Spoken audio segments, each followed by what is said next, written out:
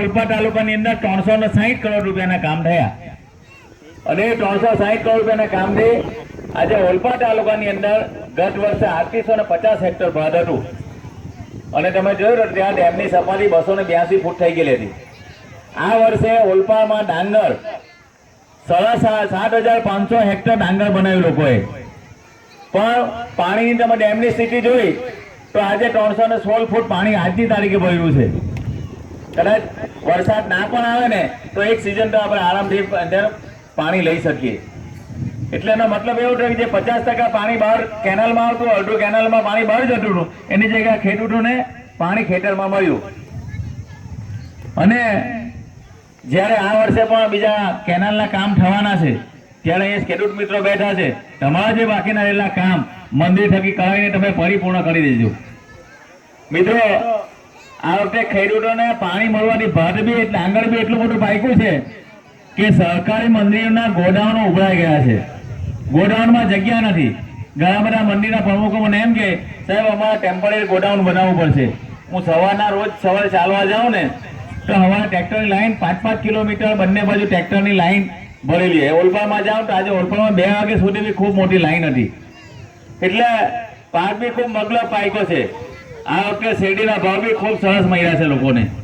એટલે આપણે પણ જે રીતે આપણે જે સરકાર સુવિધા આપી રહી છે એ જ રીતે હમણાં બ્રિજેશભાઈ વાત કરતા હતા, હું આ ગામની વાત કરું। આ ગામની અંદર અમે પહેલા મીટિંગ કરવા આવ્યા હતા તો મારી ઉપર આ ગામના લોકો ચડી બેઠેલા હતા કે સાહેબ આ બાજુ તમે કોઈ કામ જ નથી કરતા, ભાજપવાળા કોઈ કામ જ નથી કર્યા।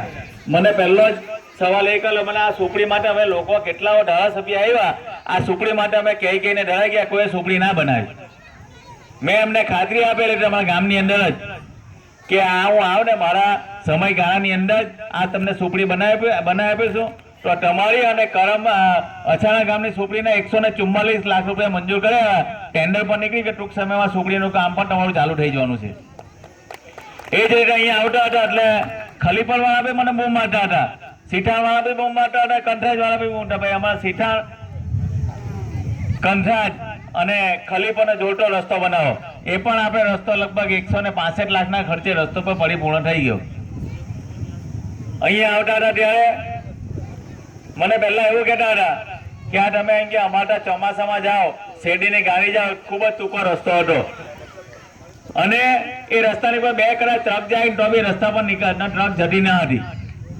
મેં સરકારમાં રજૂઆત કરીને આ તમારા 16 કરોડ રૂપિયાના ખર્ચે આજે તમે જો 7.5 મીટર એટલે લગભગ 24-25 ફૂટનો રસ્તો આજે છેક અચાનક કદરામાંથી લઈને આજે સાયણ સુધી જાઓ તો એકદમ ફૂલ પીતે ગાડી નીકળી જાય।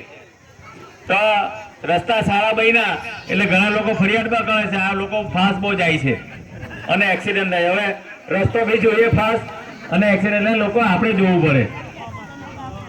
મને ખબર છે કે આ વિસ્તારમાં જ્યારે હું ફરવા આવતો હતો, હરીશભાઈ અમને ગામની અંદર જવાની રીતે ઉભા ન રાખતા હતા। એ અહીંયા